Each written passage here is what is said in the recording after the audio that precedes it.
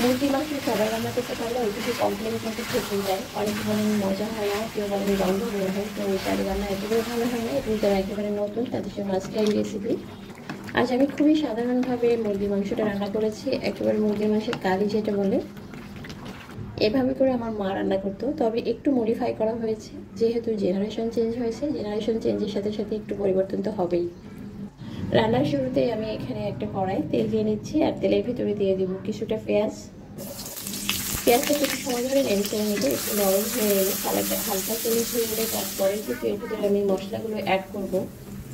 শুরুতে আমি এখানে দিয়েছি 1 টেবিল চামচ আদা বাটা, 1 টেবিল চামচ দিয়েছি রসুন বাটা, 1 চা চামচ করে জিরা ধনিয়া গুঁড়া, আর দিয়ে দিলাম এখানে শুকনো মরিচের গুঁড়া 1 টেবিল চামচ, দিয়ে দিচ্ছি হলুদ গুঁড়া 1 চা চামচ, গরম মশলার গুঁড়া।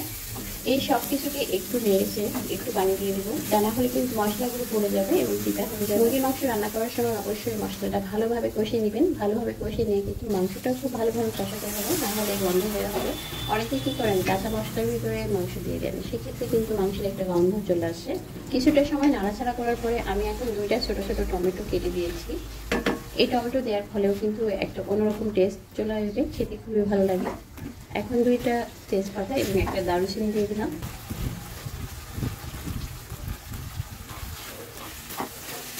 যদিও আমি এখানে 1 চা চামচ গরম মশলার গুঁড়া দিয়েছি, তারপরে এটা দিয়ে দিলাম।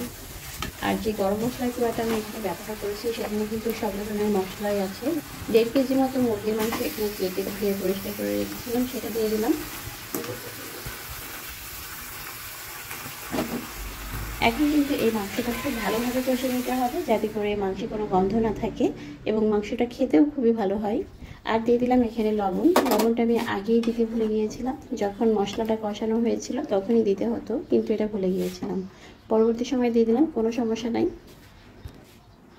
ঢাকনা দিয়ে বেশ কিছুক্ষণ সময় রেখেছি, তারপরে আবারও নেড়ে ছেড়ে এটাকে ঢাকনা দিয়ে আমি কষিয়ে নেব খুব ভালো করে।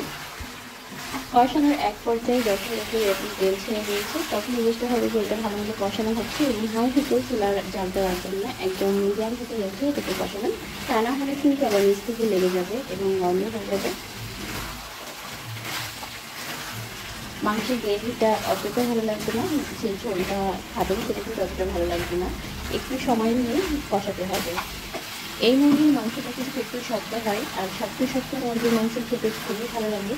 তাই আমি এটাকে কোনো প্রেশার কুকারে বা কোনো কিছু করে অতিরিক্ত রান্না করিনি। তবে আপনারা যদি চান নরম মাংস খাবেন, সেক্ষেত্রে কিন্তু প্রেশার কুকারে দিয়ে এটাকে নরম করে নিতে পারবেন। আমি এখানে পরিমাণ মতো পানি দিয়ে দিয়েছি। এখন এই পানিটা যতক্ষণ না পর্যন্ত অর্ধেক টেনে আসবে ততক্ষণ পর্যন্ত জাল করব। আর যদি প্রেশার কুকারে দিতে চান সেক্ষেত্রে এতটুকু পানি কিন্তু দেবেন না, একটু কম করে পানি দেবেন। যতটুকু ঝোল রাখতে চান ঠিক ততটুকুই পানি দেবেন। আর এখন দিয়ে দিচ্ছি ভেজে রাখা আলু। আলুগুলো আমি আগেই ভেজে রেখেছিলাম, আর এই আলুগুলো কিন্তু নরম হয়ে গিয়েছে, যে কারণে বেশিক্ষণ সময় লাগবে না আলুটা সিদ্ধ হতে। তো এই পর্যায়ে এসে কিন্তু আলুটা দিতে হবে মাংসের মধ্যে। আর মাংসের ভিতরে আলুর কম্বিনেশনটা কিন্তু বেশ মজার।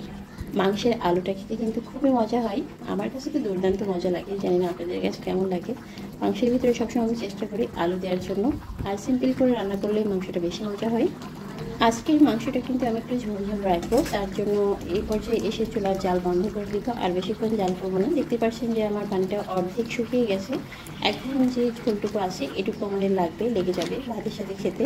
তো আপনারা চাইলে কিন্তু একটু জিরার গুঁড়া উপর দিয়ে ছিটিয়ে দিতে পারবেন, ভাজা জিরার গুঁড়া, যেটা খেতে খুবই ভালো লাগে। আমার মা দাদিরা সবসময় এভাবেই রান্না করতো। আমি কিন্তু পরবর্তী সময় এটা ছিটিয়ে দিয়েছিলাম, যেটা স্কিপ হয়ে গেছে। ভাজা জিরার গুঁড়াটা দিলে মুরগি মাংসের ভিতরে কোনো ব্যাড স্মেল থাকে না, খেতেও খুবই মজা হয়। তো আজকে এই সহজ রেসিপি ভালো লাগলে অবশ্যই ভিডিওটি শেয়ার করে রাখবেন, একবার হলেও এইভাবে রান্না করার চেষ্টা করবেন। সবাই ভালো থাকুন, আজ বিদায় নিচ্ছি, আল্লাহ হাফিজ, আসসালামু আলাইকুম।